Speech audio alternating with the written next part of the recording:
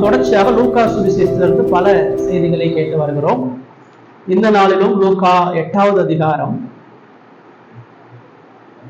லூக்கா 8வது அதிகாரம் வசனங்கள் 43 48.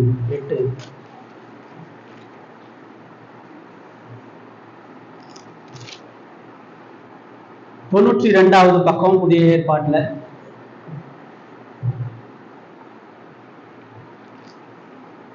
லூக்கா 8வது அதிகாரம் 43 48 வாசிக்கிறேன். அப்பொழுது 12 வருஷமாய் பெரும்பாடுள்ளவளாயிருந்து தன் ஆஸ்திகளை எல்லாம் வைத்தியர்களுக்கு செலவழித்தும் ஒருவனாலும் சொஸ்தமாக்கப்படாதிருந்த ஒரு ஸ்திரீ அவருக்கு பின்னாக வந்து அவருடைய வஸ்திரத்தின் ஓரத்தை தொட்டாள். உடனே அவருடைய பெரும்பாடு நின்று போயிற்று. அப்பொழுது இயேசு, என்னை தொட்டது யார் என்று கேட்டார். எங்களுக்கு தெரியாது என்று எல்லாரும் சொன்ன பொழுது பேதுருவும் அவருடைய கூட இருந்தவர்களும், ஐயரே, திரளான ஜனங்கள் உண்மை சூழ்ந்து நெருக்கிக் கொண்டிருக்கிறார்களே, என்னை தொட்டது யார் என்று எப்படி கேட்கிறீர்கள் என்றார்கள். அதற்கு இயேசு, என்னிலிருந்து வல்லமை புறப்பட்டதை அறிந்திருக்கிறேன், அதனால் ஒருவர் என்னை தொட்டது உண்டு என்றார். அப்பொழுது அந்த ஸ்திரீ தான் மறைந்திருக்கவில்லை என்று கண்டு நடுங்கி வந்து அவர் முன்பாக விழுந்து தான் அவரை தொட்ட காரணத்தையும் உடனே தான் சொஸ்தமானதையும் எல்லா ஜனங்களுக்கு முன்பாக அவருக்கு அறிவித்தார். அவர் அவளை பார்த்து, மகளே, திடன்கொள், விசுவாசம் நிச்சயித்தது, சமாதானத்தோட போ என்றார் என்பதை கர்த்தருடைய வார்த்தை. இப்பெல்லாம் நம்ம கடவுளுடைய வார்த்தையை திறந்து வாசிக்கிறோமோ அப்பெல்லாம் தேவன் நம்மோடு இடைபடுகிறார். இந்த பகுதி இயேசுவினுடைய மகிமையான ரட்சிப்பை சொல்லுது. ஒரு பாவியான ஒரு மனிதனை தேவன் எவ்வளவு கிருபையா சந்திக்கிறார். வேதம் முழுவதும் பல வடிவங்கள்ல ரட்சிப்பை நமக்கு சொல்லுது. இந்த இடத்துலயோ மகிமையாக சொல்வதை பார்க்கிறோம். இந்த சூழ்நிலை முதல் நம்ம அறியணும். இந்த 8வது அதிகாரத்துல ஆண்டவர் மறுபடியும் தனது சொந்த ஊரான கப்பர்நகூமுக்கு வரார். அநேக எதிர்ப்புகள் மத்தியில அவருடைய சொந்த ஜனங்கள் அவரை கொலை செய்வதற்கு முற்பட்டு அவர் மலையிலிருந்து தள்ளிவிடும் பொழுது அவர் மறைந்து விலகி புறஜாதி மக்களுக்கு போறார். ஆனாலும் மறுபடியும் தன்னுடைய சொந்த ஜனங்களை விட்டு விடாம அந்த மக்களை தேடி அவர் வருகிறவரா இருக்கிறார். அப்போ திரள் கூட்டமான மக்கள் வர்றாங்க. நிறைய அவருடைய கீர்த்தியை குறித்து கேள்விப்பட்டு அவருடைய அற்புத அடையாளங்களை குறித்து கேள்விப்பட்டு திரள் மக்கள் வர்றாங்க. அப்படி வரும் பொழுது அங்க ஒரு மத குரு, ஒரு பரிசேயர்கள்ல ஒரு மனுஷன், ஜெப ஆலய தலைவன் ஆகிய ஒரு மனுஷன், எவீரு என்கிற மனுஷன், அவனுடைய 12 வயது மக மரண தருவாயில இருக்கிறார். அவர் சாகப்போர் நிலையம் இருக்கான்றதை அறிந்து அவருடைய காலில் விழுந்து தன்னுடைய மகளை சுகமாக்கும்படி அழைக்கிறார். அப்ப இயேசு அவனோடு கூட வீட்டுக்கு போறார். நடந்து போயிட்டு இருக்கிறார். திரள் கூட்டமான மக்கள் ஒரு அவசரத்துல போயிட்டு இருக்கிறார். உயிருக்கு போராடுகிற ஒரு குழந்தையை காப்பாற்றுறதுக்கு இயேசு போயிட்டு இருக்கிறார். இது போயிட்டு இருக்கும் பொழுது அங்க நடுவுல ஒரு இடையூறு நடக்குது, ஒரு சம்பவம் நடக்குது. அதுதான் நம்ம வாசிச்ச பகுதி. திரள் கூட்டமான ஜனங்கள் 42வது வசனம் பார்ப்போம். தன் வீட்டிற்கு வரும்படி அவரை வேண்டிக் கொண்டான். அவர் போகையில் திரளான ஜனங்கள் அவரை நெருக்கினார்கள். நிறைய வியாதி உள்ளவங்க இருக்கிறாங்க, கூடர்கள் இருக்கிறாங்க, சப்பானிகள் இருக்கிறாங்க, முடவர்கள் இருக்கிறாங்க. பலதரப்பட்ட உபத்திரவங்களோடு, மன உளைச்சல்களோடு, குடும்ப சண்டையில, சமுதாய சண்டையில நிறைய ஜனங்கள் அவர் போறாங்க. அப்படி போகும்போது அந்த வசனம் நமக்கு சொல்லுது, அங்க ஒரு பெண் வரா. அவ 18 வருஷமா பெரும்பாடுபவளா இருந்து தன் ஆஸ்திகளை வைத்தியர்களுக்கு எல்லாம் செலவழித்து ஒருவனாலும் சொத்தமாக்கப்படாத இருந்த ஒரு ஸ்திரீ. இந்த எழுதுனது லூக்கா ஒரு வைத்தியர். லூக்கா எப்பயுமே ஒரு நோயை குறித்து ரொம்ப டீட்டெயில்டா எழுதுவார். இந்த இடத்துல அந்த பெண்ணுடைய நிலைய சொல்றாரு. அதுல 3 முக்கியமான விஷயத்தை நம்ம பார்க்கிறோம். முதல்ல பார்க்கிறோம், அவ 12 வருஷமா பெரும்பாடுள்ளவளா இருக்கிறார். மாதவிடாயினால, இரத்த போக்குனால அவ அவதிப்படுகிறார். இப்ப அவளுடைய முதல் விஷயம் அங்க எப்படி பார்க்கிறோம், அவளுக்கு இருக்கிறது எல்லாரும் இருக்கக்கூடிய வியாதி கிடையாது. எப்பொழுதும் போல மாதத்துல வரக்கூடிய ஒரு இரத்தப்போக்கு இல்ல. அந்த இரத்தப்போக்கு அவளுக்கு 12 வருடமா இருக்கு. இதை நீங்க கற்பனை பண்ணீங்கன்னு சொன்னா அதை போல ஒரு கொடூரமான ஒரு நிலை எதுவும் கிடையாது. இந்த 3 நாள் இரத்தப்போக்கிலேயே ஒரு மன உளைச்சல், ஒரு சரீர உளைச்சல், ஒரு பெரிய டயர்டு, ஒரு இரிட்டேஷன் இருக்கும்.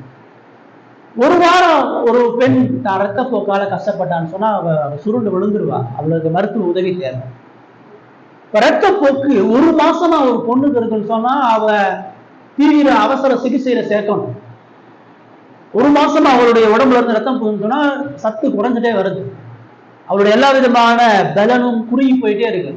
இப்ப மருத்துவமனையில இருந்து அவர் தீவிரமான சிகிச்சையை மேற்கொள்ள வேண்டிய ஒரு சூழ்நிலை இருக்கிறார். 1 மாசத்துல நான் சொல்றேன், 1 மாசத்துல இருந்து 2 மாசம் ஆகுது, 3 மாசம் ஆகுது. இப்ப நாளுக்கு நாள் அவருடைய உடம்பு பலவீனம் அடைந்து சரீரம் தொடர்ச்சியாக சிதலம் அடைந்து கொண்டிருக்கிறது. அது மாத்திரம் இல்ல, அது பெரிய ஒரு எமோஷனல் டிப்ரெஷன். அவளுடைய உணர்வு, அவளுடைய எண்ணம், அவளுடைய மனம், இது எல்லாம் உளைச்சலுக்குள்ளாக, சோர்வுக்குள்ளாக, அயற்சிக்குள்ளாக இருக்கு. 1 மாசம், 2 மாசம், 3 மாசம், 4 மாசம், இதெல்லாம் இது காய்ச்சல் கிடையாது, தலைவலி கிடையாது, அது கேன்சர் கிடையாது.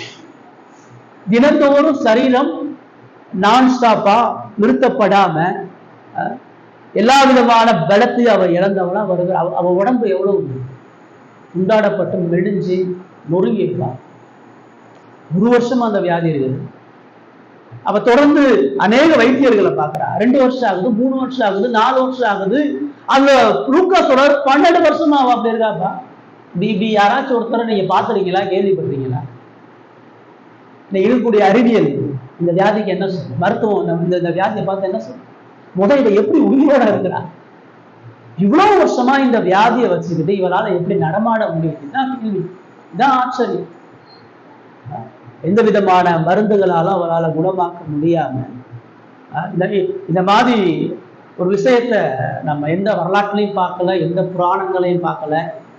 இன்னைக்கு இருக்கக்கூடிய கொடூரமான வியாதிகளோடு நம்ம ஒப்பிடவே முடியாத அளவுக்கு அவருடைய வியாதி. அவ ஒரு பெண் இயல்பாவே பலவீனமானவ.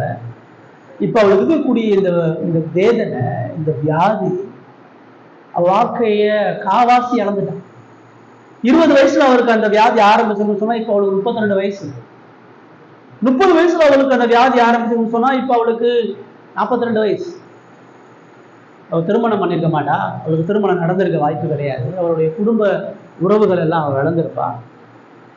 ஒரு நீண்ட கால போராட்டம், ஒரு நீண்ட கால வேதனை, ஒரு நீண்ட காலமா வியாதியுள்ள ஒரு நபரை நீங்க போய் பார்த்தீங்கன்னா தான் இது என்னன்னு தெரியும். வியாதி கொஞ்சம் சுகமாகி திரும்ப வியாதியாகி திரும்ப சுகமாகி வியாதியாகி வந்தா பரவாயில்ல. ஒரு 2 நாள் நல்லா இருக்கிறோம், திரும்ப 4 நாள் சிக்காகிறோம், திரும்ப 2 நாள் நல்லா இருக்கிறோம்னா ஒரு கேப் இருக்குது, ஒரு ஓய்வு இருக்கு. ஆனா அந்த வசனம் தெளிவா சொல்லுது, ஒருவனாகிலும் சொஸ்தமாக்கப்படாதிருந்த. நீங்க மத்தேயு மார்க்ல பாத்தீங்கன்னா சற்றேனும் சொத்தமாக்கப்படாதிருந்த. எந்த இம்ப்ரூவ்மெண்ட்டும் இல்லை. சரியாகிறதுக்கான நாளுக்கு நாள் அந்த நோயினுடைய தீவிர தன்மை அதிகரிச்சுட்டே இருக்குது.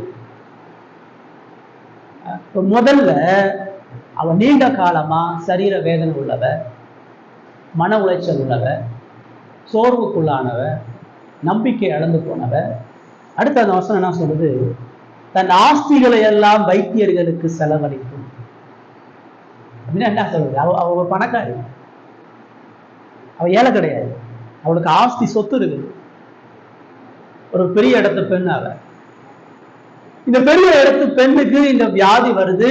இந்த வியாதியில சுகமாக்குறதுக்காக தன் ஆஸ்தியை எல்லாம் செலவழிச்சிட்டான். அவ சொத்தெல்லாம் வித்துட்டா, நிலத்தை வித்துட்டா, நகையை வித்துட்டா, வீடை வித்துட்டா, தான் சார்ந்து இருக்கக்கூடிய பொருட்கள் எல்லாத்தையும் வித்துட்டா. எல்லாத்தையும் எதுக்கு விட்டா? அவளுடைய அந்த சரீர வியாதி போறதுக்காக வித்துட்டே இருக்க. பணம் இருக்கிறவன் வியாதியை குணமாக்குறதுக்கு செலவு பண்ணலாம், அல்லது வசதி இருக்கிறவன் அல்லது ஒரு பதவியில இருக்கிறவன் அவனுக்கு வியாதி வந்தா அவனுக்கு ஒரு ஆதரவு இருக்குது. இப்போ இவளுக்கு இருந்த எல்லா ஆதரவுகளையும் அவள் இழந்துட்டா, எல்லாம் பாதுகாப்பு இழந்துட்டா. பணம் இல்லை அவட்ட. அவள் ஆஸ்தியெல்லாம் காலி ஆயிடுச்சு. சேர்த்து வச்ச பணம் அவங்க அப்பா கொடுத்த பணமா அல்லது பெற்றோர்களுடைய பூர்வீக சொத்தா, அது அவ சம்பாதிச்ச சொத்தா, ஆனா எல்லாத்தையும் இழந்துட்டான். உடம்பும் இன்னைக்கும் நாளைக்கு ஒன்று இருக்குது, பாதுகாப்பு இல்லை, பணத்தையும் இழந்து நடுத்தருல நிற்கிறான். அது அதோடு சொல்லப்படாம 3வது விஷயமா அது ஒண்ணு சொல்லுது, ஒருவனாகிலும் சொஸ்தமாக்கப்படாதிருந்த ஸ்திரீ. என்ன அர்த்தம்? அந்த ஆஸ்தியை வச்சு எத்தனை டாக்டரை போய் பார்த்திருக்கிறாரு. இந்த வியாதியை போய் வெளியே சொல்ல முடியுமா? ஒரு டாக்டர்கிட்ட உட்கார்ந்து இந்த வியாதியை குறித்து பேச முடியுமா? இப்ப இவ்வளவு சொத்தையும் வச்சு அவ ஒரு 100 டாக்டரை பார்த்திருக்கான்னு சொன்னா அது 100 பேர்கிட்ட போய் இந்த வியாதி அவ சொல்லணும். அவன் நிறைய ஹிஸ்டரி கேட்பான். எப்ப இருந்திருக்குது, எப்படி இருந்திருக்குது, என்ன சாப்பிட்ட, பரம்பரையா இருக்குதா, இதை எல்லாத்தையும் 100 பேர்ட்டையும் சொல்லலாம். 100 பேர்கிட்டையும் அந்த வியாதியை குறித்து சொல்லணும். அதுக்கு அவன் வைத்தியம் கொடுப்பான், மருந்து கொடுப்பான், அந்த மருந்தை சாப்பிடணும், பத்தியம் எடுக்கணும், சாப்பாடு கட்டுப்பாடு இருக்கணும். இவ்வளத்தையும் அவன் செஞ்சுட்டு இருக்கிறான். எவ்வளோ 12 வருஷமா செய்யறான். 12 வருஷமா உடம்பு சின்னாபின்னம் ஆகுது. 12 வருஷமா யார்கிட்டையும் சந்தோஷமா பேச முடியுமா, உட்கார முடியுமா, ஏதாச்சும் ஒரு இடத்துக்கு போக முடியும்? ஒரு யூனிவர்சிட்டி வேற. லேவியராகமும் 15ஆம் அதிகாரம், நீ வீட்டுல உட்காந்து போய் வாசி பாருங்க. லேவியராகமும் 15ஆவது அதிகாரம் 25 to 30 வாசிக்கலாம். லேவியராகமும் 15ஆவது அதிகாரம் 25 to 30 யாராச்சும் வாசிங்க.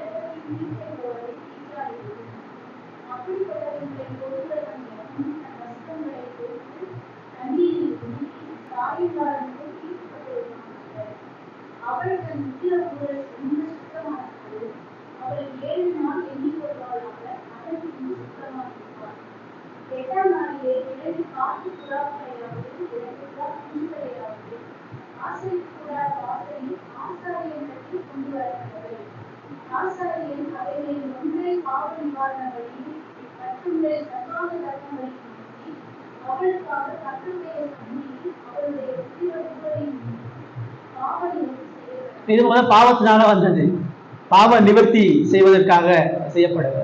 அவர் சொல்றாரு, அவ உட்கார்ந்த இடம், அவ தொட்ட இடம், அவ இருக்கக்கூடிய பொருளை சொல்றவன் எல்லாம் தீட்டுள்ளவன ஆகிறான். அவன் முழுமையாக சுத்தமாகி வந்தா மட்டும்தான் அவ ஆலயத்துக்குள்ள வர முடியும்.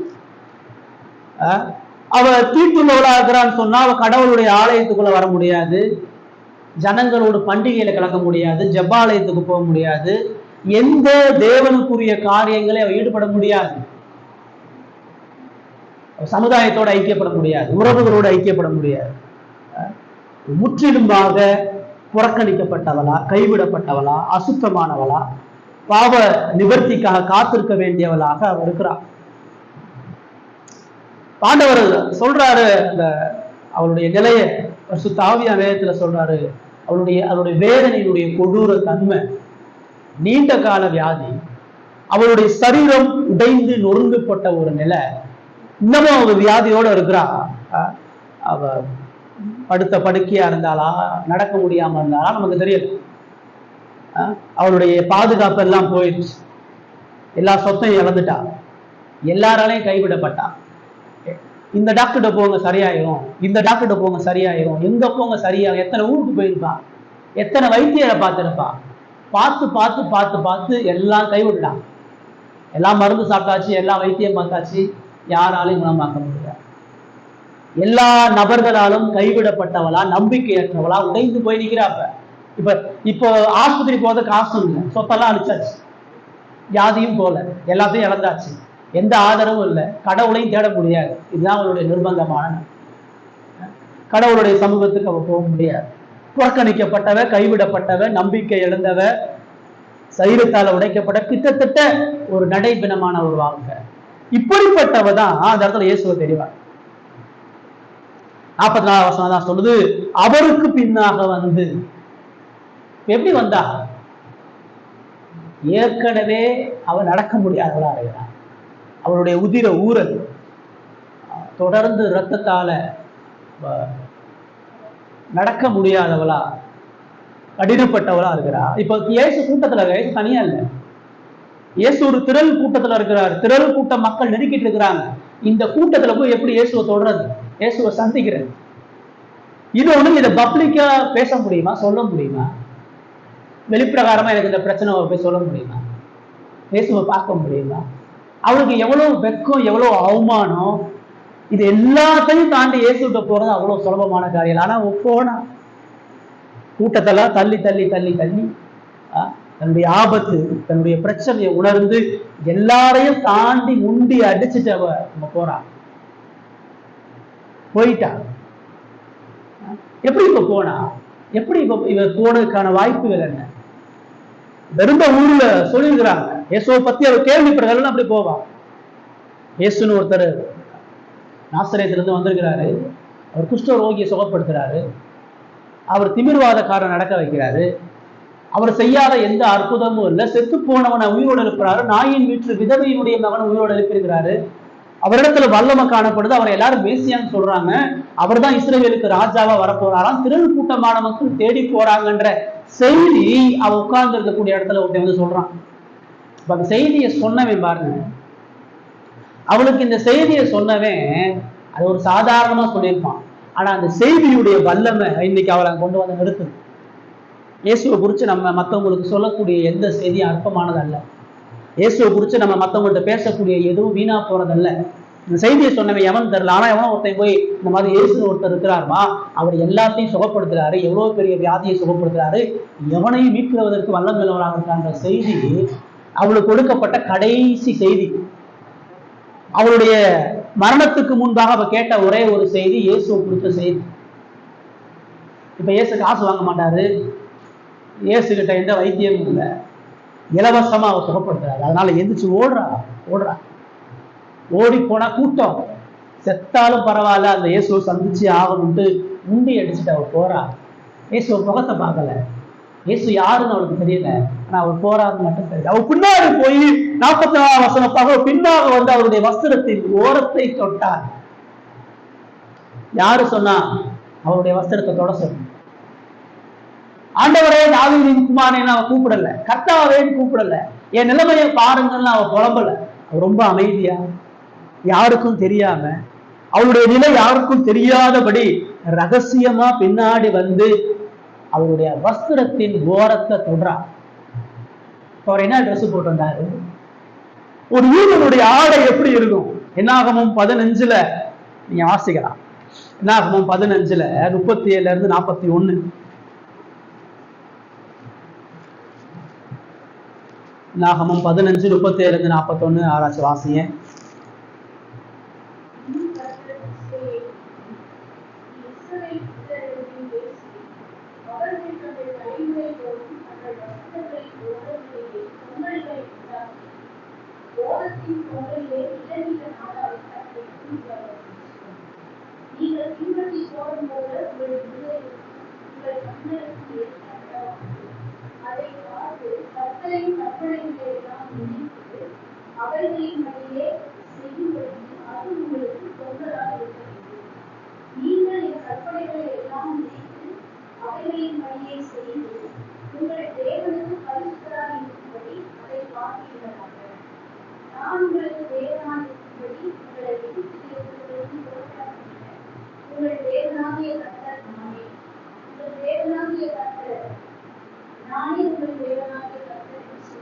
இப்ப இந்த ஆடை எதுக்கு அவன் சொல்றாரு? ஒரு யூதன் புறஜாதியை போல ட்ரெஸ் பண்ணக்கூடாது. அவன் கடவுளுக்கு என்று பரிசுத்த ஜனம். அவனுடைய ஆடை புல் கவட நீண்ட ஆடையா இருக்கணும், 4 ஓரங்கள் இருக்கணும், 4 வஸ்திரங்க தொங்கல் இருக்கணும், அதுல இளநீல நாடா இருக்கணும். ஏன் அப்படி சொல்றாரு? இந்த ஆடையை நீ பார்க்கும் பொழுது நீ ஒரு பரிசுத்த பிள்ளை, நீ கடவுளுக்குரியவன், கடவுளுடைய உடன்படிக்கையின் மகன், நீ நியாய பிரமாணத்துக்கு உட்பட்டவன் என்பதை நினைவு கூறும்படியாக அந்த ஆடை அவங்களுக்கு சொல்லப்படும்.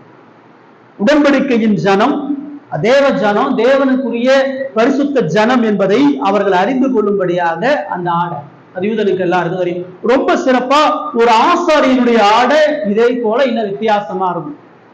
ஒரு தேவ மனிதனுடைய ஆடை அது பரிசுத்தமானது, அது உடன்படிக்கைக்குரியது, அது அவருடைய மீட்பையும் கிருபையும் வெளிப்படுத்துகிறதாக இருக்கிறது.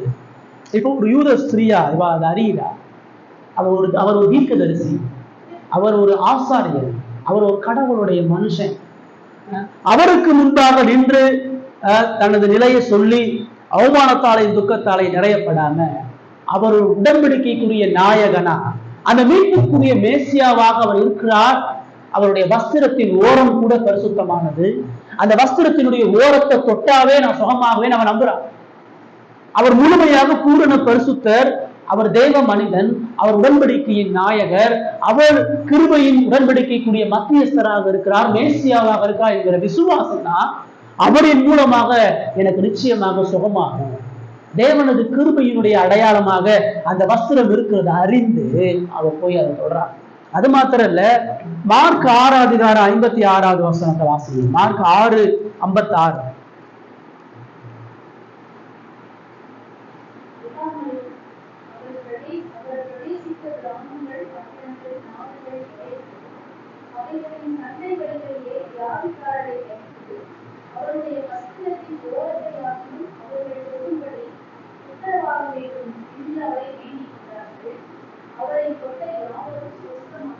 இதுக்கு முன்னாடி இயேசுவினுடைய கப்பர்நகூம் ஊழியத்துல அநேக வியாதியஸ்தர்கள் எல்லாரும் அவருடைய வஸ்திரத்தின் ஓரத்தை தொட்டா கூட சுகமாகும் சொல்லி அந்த ஓரத்தை தொட்டவெல்லாம் சுகமாகுறாங்க.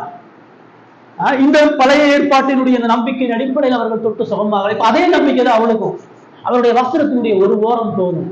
அவர் என்னை திரும்பி பார்க்க வேணாம், அவர் என்கிட்ட பேச வேணாம், அவர் தனது வல்லமையான வார்த்தைகளை கொடுக்க வேணாம், அவர் முழுமையான பூரண பரிசுத்தர். அந்த பரிசுத்தினுடைய ஒரு சிறிய பகுதி போதும், அவருடைய அன்பினுடைய அந்த ஒரு பகுதி போதும், நான் பூரணமாக சுகமாவேன் என்ற நம்பிக்கையோட பின்னாடி வந்து அந்த வஸ்திரத்தினுடைய ஓரத்தை அவர் தொடறார். எல்லாரையும் மூண்டி அடிச்சுட்டு வந்து தொடறார். இதுக்கு முன்னாடி இயேசு யாரும் தொடலையா? அவருடைய ஆடைகளை அந்த கூட்டம் எல்லாமே நெருக்கிட்டு தான் இருக்குது. அந்த கூட்டம் எல்லாமே அவரை தொட்டு தான் இருக்குது. ஆனா சுகம் இவளுக்கு மட்டும்தான் நடக்குது. அந்த வசனம் சொல்றது, தொட்ட உடனே அவருடைய பெரும்பாடு நின்று போயிற்று என்பதை பார்க்கிறோம். அடுத்த நொடி தட்டு தடுமாறி தில்லாடி மனசால உடைக்கப்பட்டு சாவுக்கு பக்கத்துல இருக்கக்கூடியவ கடைசி நேரத்துல வந்து அந்த வசனத்தை தொட்ட அடுத்த நொடி பூரணமாக சுகம் அடைந்தார். அவருடைய இரத்த போக்கு நின்றது. அவனுடைய சரீரம் மறுபடியும் பலன் கொண்டது. எல்லா விதமான அயற்சி பலவீனங்களிலிருந்து புதிய ஜீவனுக்குரிய ஒரு வாழ்வை பெற்றுக் கொண்டவளாக பூரணமாக மாற்றப்பட்டவளாக அவர் நின்று கொண்டிருக்கிறாங்க பார்க்கிறோம். அவருடைய விசுவாசம் எப்படின்றத பார்க்கிறோம். மறுபுறம் இயேசுவினுடைய வல்லமை எவ்வளவு பெருசு இருந்தாலும் அவருடைய தொட்ட அடுத்த நொடி அவளை முழுமையாக பூரணமாக மாற்றக்கூடிய அளவுக்கு கிறிஸ்துவினுடைய வல்லமை, அவருடைய சிறிய தொடுதல், அவருடைய சிறிய கிருபை, அவருடைய சிறிய மன்னிப்பு கூட முழுமையாக அவ வாழ்க்கையை மாற்றி யாருமே தெரியல, யாருக்குமே என்ன அறிவிக்கல. ஆனா அவ அங்க புதிய ஜீவனுக்குரிய ஒரு வாழ்வை ஏசு நடந்து போயிட்டு, ஏசு நிக்கலாம் இல்லை, நடந்து தீவிரமா யவீர் வீட்டுக்கு போயிட்டு இருக்கிறார். போயிட்டு இருக்க நேரத்துல விசுவாசத்தோட உள்ள வந்து அவர் சொல்றார், தொட்ட அடுத்த நொடி பூரணமாக சுகமாக்கப்பட்டவளாக அவள் இருக்கிறார். முதல்ல அந்த பகுதி நமக்கு அங்க என்ன சொல்லுகிறது? இயேசு கிறிஸ்து எவ்வளவு வல்லமையுடைய தேவனாக இருக்கிறார். அவருடைய மகத்துவமும் உன்னதமும் ரட்சிப்பும் எவ்வளவு பெரியதாக, எப்பேற்பட்ட பாவியை அவரால் மீட்க முடியும், எப்பேற்பட்ட உபத்திரவத்தை அவரால் ஒரு நொடியில மாற்ற முடியும், எப்பேற்பட்ட சூழ்நிலையும் அவர் தலைகீழாக மாற்றி புதிய வாழ்வுக்குரிய காரியத்தை அவரால் செய்ய முடியும்ன்றத பார்க்கணும். இவருடைய நிலை, இவருடைய பாடு, இப்ப 12 வருஷமா போராடினா, 12 வருஷமா அங்கலாச்சா, 12 வருஷமா சொத்து அளந்தா, அநேக மருத்துவர்களை பார்த்தா, அவ்வளவுதான் முடியாதுங்க. எவ்வளவு பேர் சொல்லியிருப்பான், நீ டாக்டரை பார்த்து உனக்கு என்ன பிரயோஜனம், அவ்வளவு வாழ்க்கை இழந்து போச்சு, எல்லாத்தையும் சொத்தை இழந்துட்ட, எனக்கு சாவுதான் வரப்போகுது, எல்லாம் உனக்கு முடிஞ்சு, கடவுளுடைய பாவத்துடைய கோபம் உங்ககிட்ட இருக்குது, பாவத்தினாலதான் உனக்கு இந்த உதிர கடவுள் கொடுத்திருக்கிறார், நீ சாபத்துக்குரியவரா இருக்கிற, கடவுளுடைய நீதியான தண்டனை தான் உனக்கு வேணும், எவ்வளவு பேர் சொல்லியிருப்பான், இனிமே உனக்கு விடுதலை வேணும்னு சொல்லியிருப்பான். அவ்வளோ வாழ்க்கை முடிஞ்சு போச்சு, எல்லாத்தையும் இழந்தாச்சு, சொத்தை இழந்தாச்சு, உறவுகளை இழந்தாச்சு, மனித நம்பிக்கையை இழந்தாச்சு, எல்லாத்தையும் இழந்தாச்சு. நீ என்ன வாங்க, நீ சாவுதான் நடக்கணும் எதிர்பார்த்துட்டு இருப்பான். கிறிஸ்துவோடு வரும் பொழுது, கிறிஸ்துவை சந்திக்கும் பொழுது, கிறிஸ்துவினுடைய ஒரு சிறிய கிருபையை பெறும் பொழுது அவன் வாழ்க்கை வல்லமையாக, மேன்மையாக, முழுமையாக மாற்றப்படுகிறது. உங்க வாழ்க்கை எப்படி இருக்குது? இவருடைய நிலை இந்த உலகத்துல ஒவ்வொரு பாவத்துல வாழ்ற மனிதனுடைய நிலை, பாவத்துல வாழக்கூடிய ஒவ்வொருடைய மனிதனுடைய நிலை இப்படிதான். அவன் நீண்ட காலமா அவனுடைய பாவம் அவனுடைய ஆத்மாவை தொடர்ந்து குத்தி கொண்டே இருக்குது. இவனுடைய இரத்த போக்குகளுடைய சரீரத்தை உடைக்கிற மாதிரி ஆத்மால மனசாட்சியில உள்ள குற்ற உணர்ச்சி மனிதனை நாள்தோறும் வேதனைக்குள்ளாக ஆக்கிட்டே இருக்கு. அவன் கடவுளை விட்டு பிரிஞ்சு வாழக்கூடிய ஒவ்வொரு நொடியும் அவன் ஆபத்துல, அவன் மன உளைச்சல்கள்ல, அவன் வேதனைகள்ல தொடர்ந்து போறான். அந்த பாவத்து நிமித்தமாக மனுஷன் எல்லா நன்மைகளையும் நடக்கிறான், எல்லா மகிழ்ச்சிகளையும் நடக்கிறான். அவனுக்கு எந்த விதமான பாதுகாப்பும் இல்லை. அவன் எதெல்லாம் பாதுகாப்பு மகிழ்ச்சி நினைக்கிறானோ அது எல்லாத்தையும் அவன் இந்த உலகத்தை இழந்துதான் போகணும். அவன் எதையும் கொண்டு போக முடியாது. எதுவும் அவனுக்கு நீண்ட கால மகிழ்ச்சியை ஒரு பொழுது ஏற்படுத்தாது. பாவத்தில் இருக்கிற மனுஷன் இவ்வளவு போல வெக்கத்தோட அவமானத்தோட தான் இருக்கிறான். தான் பிரச்சனையை வெளியே சொல்ல முடியாதவனா இருக்கிறான். தான் பிரச்சனையை தீர்க்கக்கூடிய நபரை கண்டுபிடிக்க முடியாதவனாக இருக்கிறான். எல்லா மனிதனால கைவிடப்பட்டவனா, புறக்கணிக்கப்பட்டவனா, நம்பிக்கை இழந்தவனா ஒவ்வொரு மனுஷனும் இருக்கிறான். இருக்கிற நம்ம எல்லாரும் உதாரணம். இயேசு நம்முடைய வாழ்க்கையில் ரட்சகர் ஆண்டவர் அல்லாத பொழுது நம்முடைய ஆத்ம நிலையில ஒவ்வொரு மனிதனும் இவருடைய உபத்திரவம் 12 வருஷம். ஆனா பாவியாகக்கூடிய உங்களுடைய என்னுடைய உபத்திரவம் நித்திய காலமா இருக்கு. நித்திய காலமா இந்த வேதனைக்குள்ளாக நாம் கடந்து கொண்டு போயிட்டு இதுல இருந்து நம்மை மீட்கக்கூடிய ஒரே ஒரு வழி கிறிஸ்து மட்டும்தான். அவளை போல நம்முடைய வாழ்க்கையில சில பிரச்சனை நீண்ட காலமா இருக்கும். அவளை போல நம்முடைய வாழ்க்கையில சில உபத்திரவத்தை நீண்ட காலமா நம்ம சந்திக்கலாம். சில விஷயங்கள் மாறவே மாறாது, சில விஷயங்கள் தீரவே தீராது, சில விஷயங்கள் சரியாகாது என்ற நீண்ட கால போராட்டங்களோட நம்ம வாழலாம். இதெல்லாம் என்னைக்குங்க மாறும், இதெல்லாம் என்னைக்குங்க சரியாகும், இதெல்லாம் தீராதா, இதெல்லாம் மாறாதா, நான் தொடர்ந்து இதனால் அவதிப்படணுமா, கஷ்டப்படணுமா, இது என்னை தொடர்ந்து அழிக்கிறதாக இருக்கணுமா நம்ம கேட்கலாம். ஆனா விடுதலை நிச்சயம் உண்டு, மாற்றம் நிச்சயம் உண்டு, புதிய வாழ்க்கை நிச்சயம் உண்டு. அது கிறிஸ்து ஒருவரால மட்டும்தான். ஒரு நொடியில நம்முடைய வாழ்க்கையை மாற்றி போட முடியும். ஒரு நொடியில் அவருடைய வல்லமை நம்முடைய வாழ்க்கையை வல்லமையா செயல்படும். எதெல்லாம் மாறாதுன்னு நினைக்கிறோமோ அதெல்லாம் நொடி பொழுதுல அவர் மாற்றி போடுகிறவராக இருக்கிறார். இயேசு எவ்வளவு பெரிய வல்லமை உள்ளவர், எவ்வளவு பெரிய அதிகாரம் உடையவர். அவருடைய வாழ்க்கையை புரட்டி அவளுக்கு புதிய ஜீவனை கொடுத்த மாதிரி உங்களுடைய என்னுடைய வாழ்க்கையும் அவர் மாற்றுகிறவராக இருக்கிறார். அந்த விசுவாசம் இயேசுனால உங்களுக்கு இருக்குதா? நீங்கள் நானும் வணங்கக்கூடிய ஆண்டவர் சகல அதிகாரம் படைத்த ஆண்டவர். இந்த உலகத்தினுடைய எல்லா ராஜாக்கள் மேல, எல்லா அதிபதிகள் மேல, எல்லா அரசாங்கம் மேல, எல்லா படைப்புகள் மேல, எல்லா மனிதர்கள் மேல அவர் ஆளுகை செய்யக்கூடிய ராஜாவா இருக்கிறார். அவரால் செய்ய முடியாத எந்த அதிசயமான காரியமும் இல்லை. இங்கே அவருடைய வாழ்க்கையை அவர் மாற்றி கொடுக்கிறார். இரண்டாவது, முதல் பகுதி இயேசுவினுடைய வல்லமை எவ்வளவு பெருசுன்னு சொல்லுது. இரண்டாவது பகுதி அவருடைய தெய்வீக தன்மையுடைய மேன்மையை சொல்லுது. 46 வசனம் ஆசிங்க. 44, 45.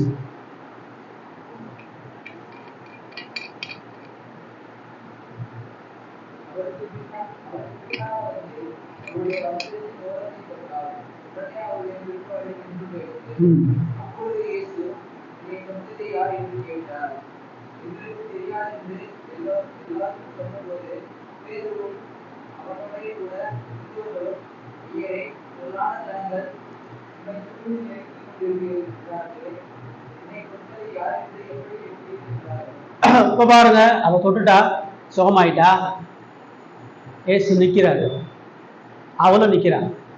சுகமாயிட்டு வீட்டுக்கு ஓடல. சந்தோஷம், புதிய வாக்கு கிடைச்சிருச்சு, யாருக்கும் தெரியாம போயிடலாம். இப்படி போல அவரும் நிக்கிறா, அவளும் நிக்கிறா. அப்ப அவர் நின்றுட்டு அவர் கேட்கிறாரு, இப்ப யாரு தொட்டதுன்னு கேட்கிறாரு. நான் அவருக்கு தெரியலையா? அவன் எங்க இருக்கான்னு அவருக்கு தெரியலையா? அவள் அவரை தொடும் போது அவருக்கு தெரியாமையா இருந்துச்சு? அவருக்கு தெரிஞ்சது. அவன் எங்க வந்துட்டு இருக்கான்னு அவருக்கு தெரியும். எவ்வளவு தூரத்துல வந்து ஓடிட்டு இருக்கிறான்னு தெரியும். எவ்வளவு பக்கத்துல வந்துட்டு இருக்கிறான்னு தெரியும். எப்போ தொட்டான்னு தெரியும்.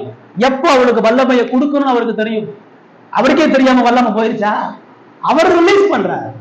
அவளை சுகமாக்கும்படியாக அவர் தனது வல்லமை எல்லாமே அவருக்கு தெரியும்.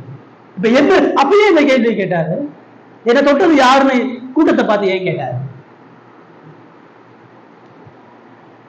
அந்த கேள்விக்கு பதில் யாரு சொல்லணும்? அவ தான் சொல்லணும். நான் தான் தொட்டேன் சொல்லணும். நான் தான் தொட்டேன் அவ சொல்லணும். அவர் கேள்வி கேட்கிறாரு, அவர் பக்கத்துல தான் இருக்கிறா, அவ அமைதியா இருக்கா. இப்ப யார் அந்த பதில் சொல்றா? மக்கள் பதில் சொல்றாங்க. எங்களுக்கு தெரியாது என்று எல்லாரும் சொன்னாங்க. ஐயோ நாங்க உங்களை தொடரலைங்க, நாங்க தெரியாதனமா எவ்வளவு காலம் மிதிச்சிட்டானோ, யாரோ ஒரு கையை பிடிச்சி எடுத்துட்டானோ, என்ன நினைச்சுன்னு தெரியல, ஐயா நாங்க சொல்லலங்கன்னு எல்லாரும் சொல்றாங்க. விலகிதான் இருக்கிறவங்க ஏன் எல்லாருமே சொல்றாங்க. மக்கள் சொல்றாங்க நாங்க தொடல. வாக்குல பார்க்கும்போது அவர் சுற்றி திரும்பி பார்க்கிறார், யார் அதை செஞ்சான்னு திரும்பி பார்க்கிறார். அவதான் தெரியும், அவளை நேருக்கு நேரம் பார்க்கிறார். அப்ப அவன் வரல. இப்போ பேதுரு அங்க வரான். பேதுருவும் அவனுடனே கூட இருந்தவர்களும் சீசர்கள் 12 பேர். அவங்க சொல்றாங்க, ஐயரே, திரளான ஜனங்கள் உண்மை சூழ்ந்து நெருக்கி கொண்டிருக்கிறார்களே, என்னை தொட்டது யார் என்று எப்படி? இங்க யாருக்குமே தெரியாது என்ன நடந்துச்சு. திடீர்னு அவர் நிக்கிறாரு, யாருப்பா என்னை தொட்டதுன்னு கேட்கிறாரு. கூட்டம் எல்லாம் சொல்லுது நான் தான் தொடரலன்னு. பேருக்கு ஒரே குழப்பம். ஏன்னா இவ்வளவு கூட்டத்துல எவனாச்சும் தொட்டுதான் இருப்பான். இவ்வளவு கூட்டத்துல யாருடைய கை பட்டிருக்கும், கால் பட்டிருக்கும், தெரியாதனமா அவருடைய ஆடைகளை கூட தொட்டிருப்பான். இதை போய் எதுக்கு உட்காந்து கேட்டுட்டு இருக்காரு. பக்கத்துல, ஐயா, இவ்வளவு கூட்டத்துல இருக்கும் பொழுது யாராச்சும் உங்களை தொட்டுக்க மாட்டாங்களாயா? எப்படியா இந்த கேள்வி நீங்க கேட்கறீங்க அப்படின்னு சொல்லி கேட்கிறாங்க. இயேசு அதுக்கு அங்க பதில் சொல்றாரு. 46 என்ன சொல்றாரு வாசிங்க.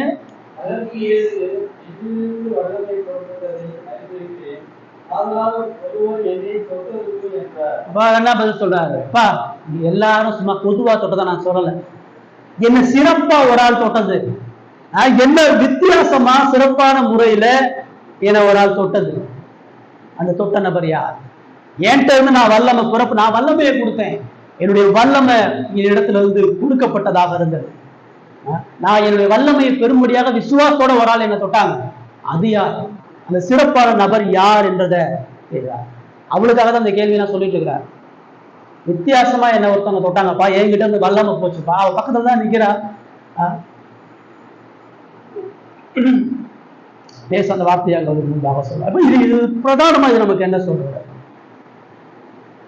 இப்ப இயேசு அவ வர்றா, அவ பிரச்சனைன்னு தெரியுது, அவ வேதனையில இருக்கான்னு தெரியுது, அவ தொட்டா, அவ சுகமாயிட்டா, இதோட விட்டுருவோண்டு போறாங்க. சரி சுகமாயிட்டியா, நீ பாருங்க போயிட்டே இருமா, உன் வீட்டுக்கு போ, வேலையை பாரு அப்படின்ட்டு அவர் போலாம். அவர் போல எல்லாம் தனியா கூப்பிட்டு அவர்கிட்ட பேசணும். எல்லாருக்கும் முன்பாக அவ வந்து நிக்கணும்னு அவர் எதிர்பார்க்கிறார். எல்லாருக்கும் முன்பாக அவளுடைய நிலையை அவள் வெளிப்படுத்தும்படியாக எதிர்பார்க்க. அப்ப இயேசு ஒரு விஷயத்துல கிளியரா இருக்கிறாரு. அவ வந்தது வியாதி போறதுதான் வந்தா, அவ பிரச்சனை போறதுதான் வந்தா. பிரச்சனை போயிடுச்சு, ஆனா அவ பிரச்சனை முழுமையா போல. அதான் நிப்பாட்டார். உன் உடம்புல வியாதி சரியாயிடுச்சு, உன் ரத்த போக்கு நின்றுச்சுன்னு சந்தோஷப்படாத. உன்னுடைய வியாதி பூர்ணமா சுகமாயிருச்சுன்றது மட்டும் உன்னுடைய விடுதலை இல்லை. நெல்ல நீ போத அவளும் போல, அவளும் இல்லைங்க நான் வந்தேன் எனக்கு வேலை முடிச்சுங்கன்னு போல. அவளும் நிக்கிறா, அவரும் நிக்கிறா. அவர் அங்க சொல்றாரு, உன் சரீர சுகம் மாத்திரம் உனக்கு முக்கியம் கிடையாது சொல்றாரு. நீ வெறுமனே இந்த சுகத்துக்காக மட்டும் என்னை தேடி வராதுன்றதான் அதுக்கு அர்த்தம். எல்லா மக்களுக்குமான ஒரு பெரிய எச்சரிக்கையும் அவர் அங்க சொல்றார். இப்ப இயேசு அவளை ஒரு உண்மையான விசுவாசத்துக்கு நேரம் நடத்துறார். இந்த இடத்துல பார்த்து நீ ரொம்ப விசுவாசத்தோட என்ன தொட்டமா, நீ ஆசீர்வதிக்கப்பட்டன்னு சொல்லல.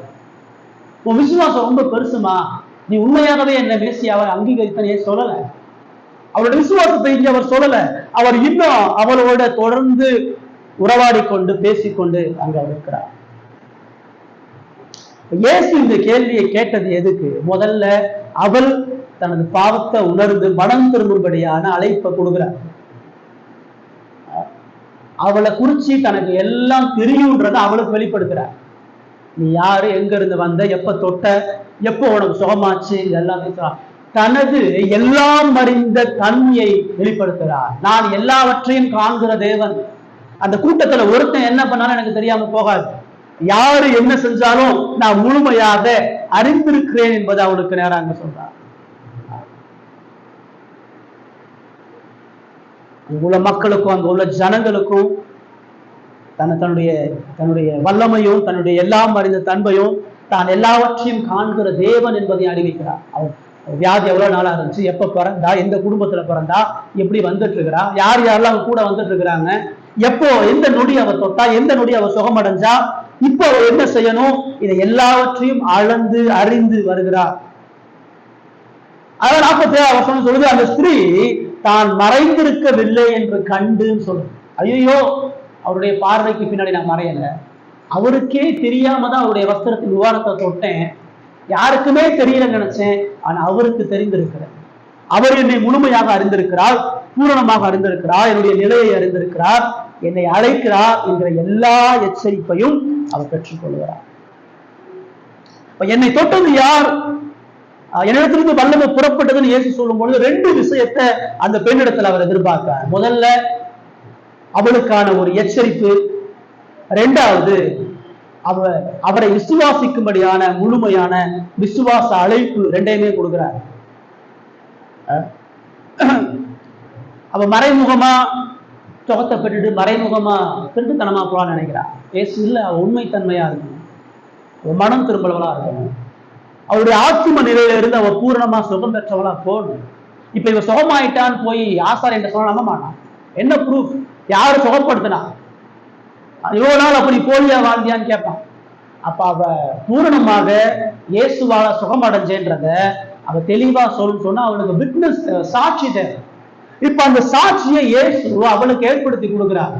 நீ வீட்டுல போய் ஆலயத்துல போய் சமாதானமா கடவுளை தொழுது கொள்ளவும், உன் வீட்டு ஜனங்களோட சமாதானமா இருப்பதற்கும் உன்னிடத்துல இருந்து கொடுக்கப்பட்ட இந்த சுகம் என் மூலமாக கொடுக்கப்பட்டதுன்றத இந்த சமுதாயத்துக்கு நீ சொல்லணும். அது அவளுடைய வாழ்க்கையினுடைய பாதுகாப்பு, அவளுடைய வாழ்க்கையினுடைய ஆறுதல், அவளுடைய வாழ்க்கைக்கு தேவையான அடிப்படையான விஷயம். அது அவ செய்யல, இயேசு மனமு வந்து அவளுக்கு கொடுக்குறார்.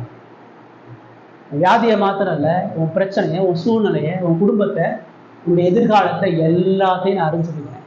நான் சர்வ இறையாண்மை உள்ள, எல்லாவற்றையும் காண்கிற தேவனாக இருக்கிறேன், எல்லாவற்றையும் அறிகிற தேவனாக இருக்கிறேன். இந்த கூட்டத்தில் இருக்கிற எல்லாரையும் தெரியும், உன்னையும் தெரியும், உன் பிரச்சனையும் தெரியும். நீ மனம் திரும்பணுன்ற ஒரு செய்தி அவளுக்கு கொடுக்கிறார். நீ முழுமையாக என்னை சார்ந்து இருக்கணும், முழு ஹிருதயத்தோட என்னை சார்ந்து இருக்கணும், முற்று முடிய என்னை சார்ந்து இருக்கணும் அப்படின்னு சொல்றார். என்னை யாருப்பா தொட்டா என்கிட்ட வல்லமையை நான் கொடுத்தனே, புறப்பட்டதே என்ற விஷயத்தை அவர் சொல்லும் பொழுது அவளுடைய கொல்லாத இருதய பாவ நிலை, அவளுடைய மறைமுகமான அந்தரங்க நிலை, அவளுடைய மறைந்து இருக்கக்கூடிய நிலை எல்லாத்தையும் அறிந்தவரை வெளிப்படுத்துறார். உன்னுடைய இருதயம், உன்னுடைய மறைவு, இது எல்லாம் எனக்கு எதையும் என்கிட்ட மறைக்க முடியாது, நீ எதையும் என்கிட்ட மறைச்சு வாழ முடியாதுன்னு சொல்றார். இப்ப கூட ஓடல, ஐயோ கண்டுபிடிச்சிட்டாரே, ஐயோ நம்மள எல்லாரும் மொழி சொல்லிட போறாரேன்ட்டு அவ ஓடி இருக்கலாம். ஆனா ஓடல, அவ அமைதியா அங்க நிக்கிறான். ஆனா இயேசு அங்க இருக்கக்கூடிய சீசர்களுக்கு, அங்க இருக்கக்கூடிய மக்களுக்கும், பேதுருக்கு தெரியல, கூட இருந்த மக்களுக்கு தெரியல, பக்கத்துல இருந்த யாருக்குமே தெரியல யார் தொட்டா வச்சதுன்னு. அவர் மட்டும் தனிப்பட்ட முறையில அவளை பூரணமாக அறிந்திருக்கிறார். இது எதை சொல்லுது? 45-46 வருஷம் நமக்கு பிரதானமாக என்ன சொல்லுது? கிறிஸ்து வல்லமையுடைய இரட்சகர் மாத்திரமல்ல, அவர் நம்முடைய அந்தரங்கத்தை அறிந்திருக்கக்கூடிய தேவன், நம்முடைய தனிமையான காலங்களை காண்கிற தேவன், நம்முடைய உட்கார்தலை எழுந்திருக்குதலையும் ஆராய்ந்து அறிந்திருக்கிற தேவன், நம்முடைய எதிர்காலத்தை குறித்து அக்கறை கொள்ளுகிற தேவன். வெறுமனே நம்முடைய தற்கால பிரச்சனை மாத்திரமல்ல, நித்தியம் வரைக்கும் நமக்கு இருக்கக்கூடிய பிரச்சனைக்கான தீர்வுகளை தருகிற தேவன். உன்னைத்தோட நான் விட்டுற மாட்டேன், உனக்கு ஒரு சுகத்தை மட்டும் கொடுத்த விட்டுற மாட்டேன், உன்னை முற்று முடிய ரட்சிக்கிற தேவனாக இருக்கிறேன். வாழ்க்கைக்கு நித்திய காலமான மகிழ்ச்சி தேவை, வாழ்க்கைக்கு நித்தியமான பாதுகாப்பு தேவை, உனக்கு நித்திய காலமான நம்பிக்கை தேவை. உன்னை ஆளுகிற தேவனா, அரசாளுகிற தேவனா, உன்னை தாங்குகிற தேவனா, உன்னை சுமக்கிற தேவனாக, உன்னோடு எப்பொழுதும் இருக்கிற தேவனாக நான் இருக்கிறேன் என்பதை அறிந்திருக்கிறேன்.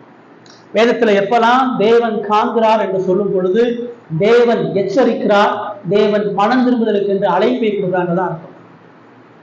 இவனை குறித்து அவர் அறிந்தது, அவருடைய தவறான வழிமுறையிலிருந்து அவன் மனம் திரும்பணும், அவர் தன் நிலையை கடவுள்கிட்ட ஒத்துக்கணும், அவ பாவம் மன்னிப்பு பெறணும், மனம் திரும்பணும், அவரை முழுமையாக பற்றி கொள்கின்ற விசுவாசத்துக்காக தான் அந்த கேள்வி கேட்கிறார். உங்களுடைய வாக்கு கடவுள் காண்கிற தேவனாக இருக்கிறாரா? உங்களை முற்று முடியமாக ஆராய்ந்த தேவனாக இருக்கிறாரா? வேதம் சொல்வது கிறிஸ்து ஒருத்தர் எல்லா மனிதனுடைய அந்தரங்கங்களையும் ஆராய்ந்திருக்கிறார். உன் தனிமையான நேரத்தை எப்படி செலவு பண்றதை அவர் பார்க்கிறார். நீ எங்க போற, எங்க உட்கார, என்ன பேசுற, என்ன செய்து கொண்டிருக்கிற காணக்கூடிய கண்கள் அவர் கொண்டிருக்கிறார். இந்த காண்கிற தேவனுக்கு முன்பாக நீ என்ன செய்ய போற? காண்கிற தேவனுக்கு முன்னாக நீ ஒன்னே ஒண்ணுதான் செய்யணும். இந்த ஸ்திரீ என்ன செஞ்சாலும் அதான் செய்யணும். இந்த காண்கிற தேவனுக்கு முன்பாக பாவத்தை ஒத்துக்கணும். காண்கிற தேவனுக்கு முன்பாக அவர் நம்முடைய மறைமுகமான பாவங்களை எச்சரிக்கிறார். இவருடைய அந்தரங்க பாவத்தை எச்சரிக்கிறது போல உங்களுடைய அந்தரங்க பாவத்தை எச்சரித்து மனம் திரும்பவும், அவரை பற்றி கொள்ளவும், அவரை சார்ந்திருக்கும்படியான அழைப்பை கொடுக்கிறார். உங்களுக்கு எனக்கு வேண்டியது பிரச்சனைக்கான விடுதலை மாத்திரம் இல்லை, உங்களுக்கு எனக்கு வேண்டியது வெறும் தற்கால உபத்திரவங்களும் வியாதியிலிருந்து விடுதலை மாத்திரம் இல்லை. உங்களுக்கு எனக்கு வேண்டியது அவருடைய உறவு, ஐக்கியம், சமாதானம், அவருடைய நித்திய பாதுகாப்பு தேவை, அவருடைய நித்திய அடைக்கலம் தேவை, அவரோடு என்றென்றுமாக நினைக்கக்கூடிய வாழ்க்கை தேவை. அதை கொடுக்கறது தான் நின்றுக்கிறார், அதை கொடுக்கறதுக்காக அவர் நின்றுக்கிறார். இப்போ மூணாவது அந்த பகுதியில அது வசனம் நமக்கு சொல்லுது, அந்த ஸ்திரீ தான் மறைந்திருக்கவில்லை என்று கண்டு நடுங்கி வந்து அவர் முன்பாக விழுந்து பேசலாம் செய்கிறார். சந்தோஷமா வந்திருக்கலாமே, தலை நிமிர்ந்து வந்திருக்கலாமே. ஆண்டவரே இப்படிலாம் இருந்தேன், இப்படிலாம் நீங்க சுகப்படுத்துனீங்க. அவளுக்கு முதல்ல என்ன வருது? அவள் நடுங்குறான்.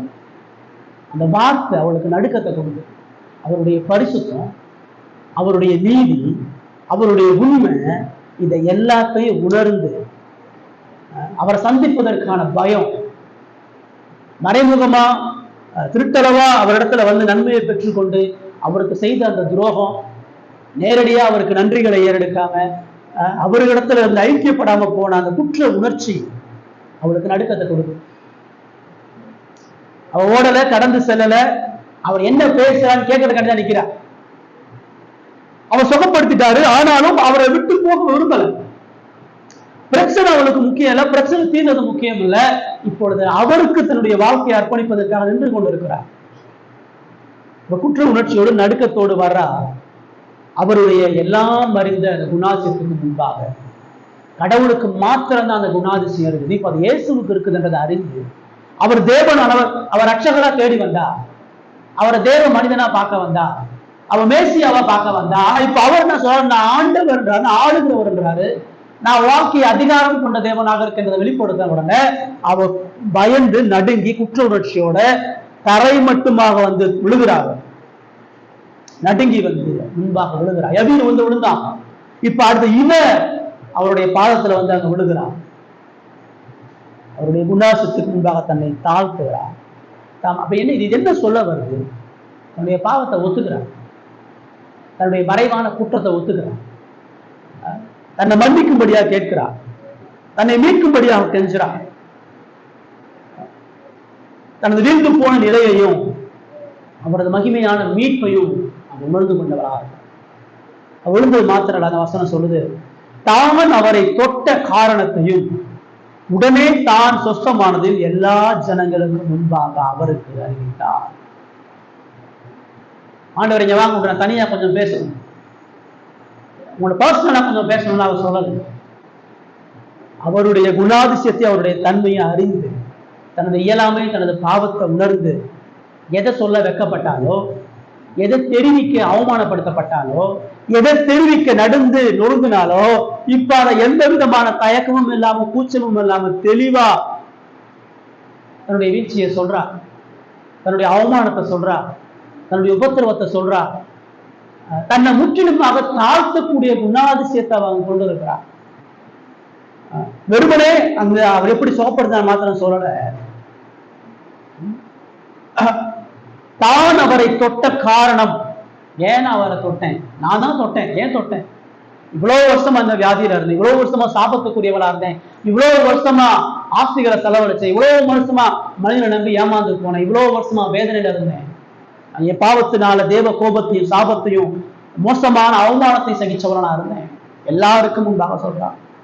உடனே தான் சொஸ்தமானதையும் மீட்பராக இவரிடத்துல வரும்பொழுது, ரட்சகராக இவரிடத்துல வரும்பொழுது, இவருடைய வல்லமை என்னை பூரணமாக சுகமாக்கியது என்கிற எல்லாவற்றையும் அறிவிக்கிறவராக இருக்கிறார். இதைதான் அவர் எதிர்பார்க்கிறார். மீட்கப்பட்ட ஒவ்வொரு பாவியான மனுஷனும் இயேசு தனக்கு கொடுத்திருக்கக்கூடிய இந்த மீட்பையும் இந்த மன்னிப்பையும் மற்ற ஜனங்களுக்கு அவர் கொடுக்கணும். இயேசுவால் ரட்சிக்கப்பட்ட ஒவ்வொரு மனிதனும் அந்த ரட்சிப்பு மற்ற ஜனங்களுக்கு பகிர்ந்து கொடுக்கணும். உண்மையாக மீட்கப்பட்டவளா ரட்சிக்கப்பட்டவளாக இருக்கிறான்னு சொன்னா, தேவன் அவருடைய வாழ்க்கையில கொடுத்த அந்த மீட்பையும் அந்த அன்பையும் அவ பகிர்ந்து கொடுக்கிறவளாக இருக்கணும். அதுக்குதான் அழைக்கிறார். வெறுமனே நீ மாத்திரம் நன்மையை பெற்று போயிடாத, நீ மாத்திரமே என்னை அறிந்தவளா போகாத, எனக்கும் உனக்குமான உறவை குறித்து சாட்சியாக, என்னுடைய சீசனா இருக்கிறதுக்கு நீ சாட்சியா என்னை வெளிப்படுது, உனக்கு நான் கொடுக்கக்கூடிய இந்த மீட்பை மற்ற அழிந்து போகிற ஜனங்களுக்கு சொல்லு என்கிற பொறுப்பை தான் அவர் எதிர்பார்த்துதான் கேட்கிறார். அவர் இந்த சரியான செய்கிறார். எல்லாருக்கும் முன்பாக எல்லாரும் ஒரே ஆச்சரியம். எவீரு நிக்கிறான், எவீருடைய மக சாக போறா, எவீரு இதை கேட்கிறான். தன்னோட தான் மகளை போல அவருடைய மக 12 வயசு, இவளுக்கு 12 வருஷமா வியாதி, அவளை போல வியாதி மரண தருவாயில இருக்கிறவ சாகப்போற நிலைமையில வந்து உயிர் பெற்று போகிறான்றது எவ்வளவு ஒரு பெரிய உற்சாகம், ஒரு பெரிய பலம், அந்த கூட்டத்துக்கே ஒரு பெரிய சந்தோஷம். இவ்வளவு பெரிய வியாதியை, இவ்வளவு பெரிய சுகப்படுத்த முடியாத வல்லமைய அவருடைய பரிசுத்தமும் நீதியும் குணமாக்கியது என்கிற செய்தியை எல்லோரும் கேட்கிறார். அவருடைய பாவ சாட்சியை கேட்கிறார். தேவன் எப்படி தன்னை மீட்டான்றத அவன் சொல்றான். தனது அசுத்தமான நிலையை சொல்றான். அவள் தன்னை மேன்மைப்படுத்தவோ, வெறுமனே ஆசீர்வாதத்தை சொல்லவோ, வெறுமனே தனக்கு ஏற்பட்ட நன்மைகளை சொல்லவோ இல்லை. அவர் நேரடியாக கிறிஸ்துவை குறித்து சொல்றா. அப்ப இயேசு அங்க பேசுறாரு. 50வது வசனம், 48வது வசனம் வாசி.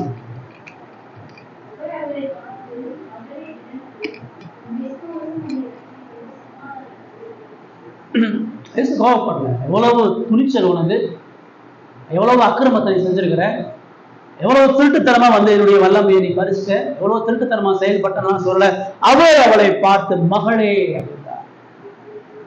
தொட்ட உடனே மகளேன்னு சொல்லல, சுகமான உடனே மகளேன்னு சொல்லல. மகளே சமாதானத்தோட போன்னு மறைமுகமா அனுப்பல. அவ எப்போ தனது இயலாமையும் தனது பாவத்தையும் அறிக்கிவிட்டு அவருடைய பாதத்துல தன்னை தாழ்த்தி அவருக்கு தனது வாழ்க்கையை அர்ப்பணிக்கிறாளோ, அவர் தான் தனது பாதுகாப்பு, அவர் தான் தனது ஆண்டவர் என்று அவருடைய பாதத்துல சரணாகதி அடைகிறாளோ, அப்ப மகளே அப்படின்றார். அவளுடைய நித்திய மீட்பையும் மகிழ்ச்சியும் பெறும் பொழுது அவளை மகளே அப்படின்றார். ஒரு சிலர் தான் அவர் மகளேன்னு சொல்றார். சொல்லப்போனா புதிய ஏற்பாட்டுல இவளை மட்டும்தான் அவர் மகளேன்னு சொல்றாரு. யாரையும் மகளேன்னு அவர் சொல்றாரு, ஸ்திரீ என்ன சொல்றார். இந்த இடத்துலதான் அவளை மகளே. தான் தேர்ந்தெடுத்த, தான் தத்தெடுத்த, தனக்கு செல்லமான, அன்புக்குரியவளாக, அன்புக்கு பாத்திரமானவளாக, எந்தெந்த பாவிலாம் தான் கொடூரமான இருதயத்தை உணர்ந்து இயேசுட்ட மண்டியிடுறானோ அவெல்லாம் அவருடைய பிள்ளையா ஆகுறான். பாவத்தை உணராத எந்த மனிதனும் அவருடைய பிள்ளையா இருக்க முடியாது. பாவத்தை அறிக்கை செய்யாத, இயேசுவோடு ஒப்புரவாகாத எந்த ஒரு மனிதனும் அவரை தன்னை பிள்ளைன்னு சொல்றதுக்கு எந்த விதமான உரிமையும் இல்லை. இஷ்டத்துக்கு அசுத்தமா வாழ்ந்துக்கிட்டு, அயோக்கியமா வாழ்ந்துக்கிட்டு, ஏசுதான் என் அப்பா, ஏசுதான் என் அப்பான்னு சொல்லிட்டு இருக்கிறான். வேற ஒரு மனைவியோட வாழ்றான், கூட்டிட்டு ஓடுறான். பல ஊழியக்காரங்கள் இயேசுவா அப்பாங்கிறான். இங்க பார்க்கிறோம், அறிக்கையிட்டு மனம் திரும்பி ஒப்புரவாகி பரிசுத்தம் அடையக்கூடிய மக்கள், கீழ்ப்படிந்து தாழ்த்துகிற மக்களை ஒரு மகளே என்றார். திடன் கொள்றார். வேற ஏன் திடன் கொள்? பயந்துட்டு இருக்கிறா. எங்க அவர் சபிச்சிருவாரோ, எங்க ஒரு தண்டனை கொடுத்துருவாரோ, எங்க தன் பாவத்துக்கான நீதியான கோபத்தை வெளிப்படுத்துவாரோ பயந்து நடி விழுந்துட்டு இருக்கிறா. இந்த ஆசாரியனை தொட்டான ஆசாரியனை சபிச்சு விட்டு இருந்திருப்பான். இவ வேத பாரகனை தொற்றுந்தா, அங்குள்ள பரிசேயர்களை தொற்றுந்தா சொன்னா கல்லடித்து கொல்லப்பட்டிருப்பான் நியாயப்பிரமாணத்தின்படி. இயேசுவை தொட்டனால் அவர் பூரணமா சுகமாக்கப்படுகிறார். அந்த குற்ற உணர்ச்சி, அந்த பாவத்துக்கான தண்டனை இயேசு வழங்குவாரோன்னு இருக்கிறா. உனக்கு தண்டனை இல்லை, உனக்கு ஆக்கினை கிடையாது, உனக்கு நியாய தீர்ப்பு கிடையாது. பலம் உள்ளவளா, நீ உற்சாகம் உள்ளவளா, பலம் உள்ளவளாக, பாதுகாப்பு உள்ளவளாக, நான் உன்னை பாதுகாக்கிறவளாக இருக்கிறேன். அது மாத்திரம் அவர் சொல்லல, உன் விசுவாசம் உன்னை ரட்சித்தது. எந்த விசுவாசம்? எந்த விசுவாசம்? அவர் சுகமாக்குவாரு, அவருடைய சரீரத்தை தொட்டா, வஸ்திரத்தை தொட்டா சுகமாக்குவார், அந்த விசுவாசமா? அப்படின்னா அங்கேயே சொல்லியிருப்பாரு, அவன் விசுவாசம் உன்னை ரட்சித்ததுக்கோ விசுவாசத்தம் உன்னை குணப்படுத்தியதுன்னு கூட சொல்லல. உன் விசுவாசம் இந்த சரீர சுகத்தை உனக்கு கொடுத்துன்னு சொன்னாரா? உன் விசுவாசம் இந்த 12 வருஷமா நீ பட்ட கஷ்டம் உனக்கு விசுவாசம் உன்னை ரட்சித்தது. வெறும் சரீர சுகம் மாத்திரம் இல்ல, நித்திய காலத்துக்கு மீட்கப்பட்டாங்க. நீ எக்காலத்துக்கும் எனக்குரியவளா மீட்கப்பட்டவளா இருக்கிற, எக்காலத்துக்கும் என் அன்புக்கு பாத்திரமானவளா, என் நேசத்துக்கு பாத்திரமானவளா, தண்டனையை நீங்கினவளா, மகிழ்ச்சிக்குரியவளா, என்னுடைய மகளாக மீட்கப்பட்டவளா நீ இருக்கிற. அந்த விசுவாசம், நீ மனம் திரும்பிய விசுவாசம், நீ மண்டியிட்ட விசுவாசம், நீ அறிக்கையிட்ட விசுவாசம், நீ சாட்சி பகிர்ந்த விசுவாசம் உன்னை இந்த ரட்சத்துக்கு நேராக நடத்தியது. இது ஏதோ நான் விசுவாசிச்சேன், நான் செயல்படுத்தினேன், நான் அவர் உருவாக்கி கொடுத்த விசுவாசம். அவன் விசுவாசத்தோட வந்தாளா? அவனோட விசுவாச நம்பிக்கையோட அவரிடத்துல வந்தாளா? அவர் கிருபையாக வழங்கிய விசுவாசம், அவர் கிருபையா அழைத்த விசுவாசம், அவர் கிருபையா வெளிப்படுத்திய விசுவாசம். அந்த விசுவாசத்திற்கு தன்னை உட்புகுத்தி மனம் திரும்பி ஒப்பு கொடுத்தார்.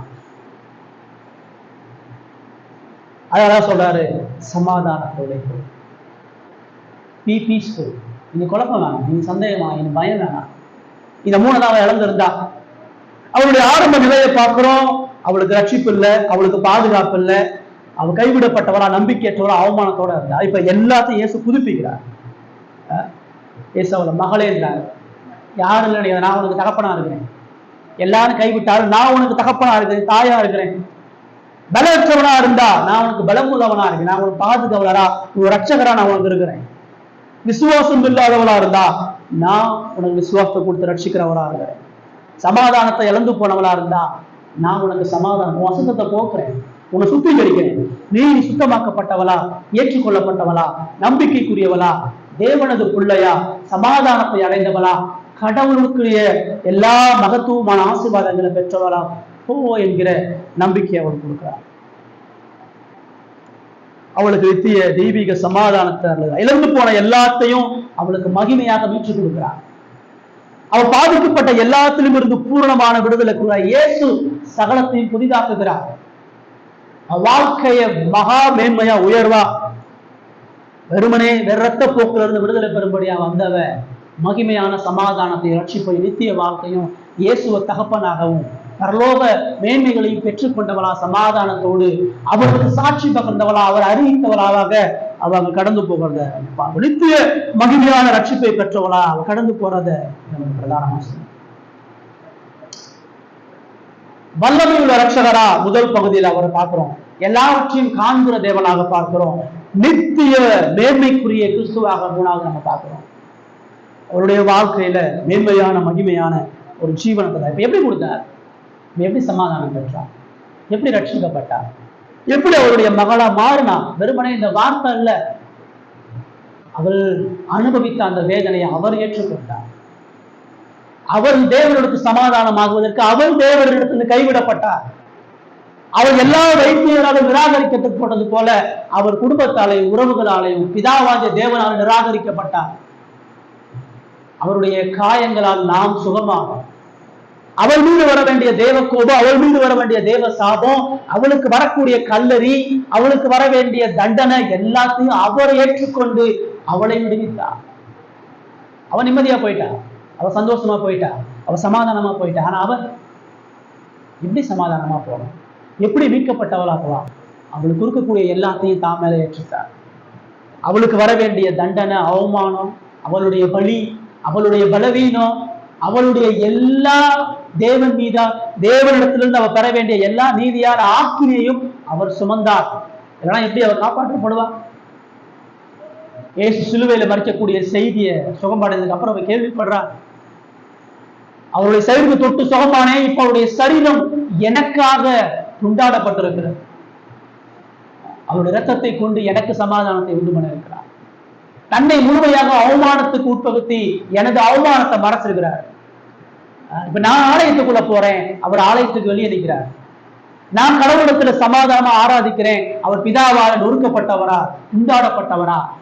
எனக்கு இப்ப உறவுகள் புதிய வாக்கு கிடைச்சிருச்சு. ஒருவேளை அவர் கல்யாணம் ஆயிருக்கலாம், திருமணம் ஆயிருக்கலாம், உறவுகளை அவர் பலப்படுத்திருக்கலாம்.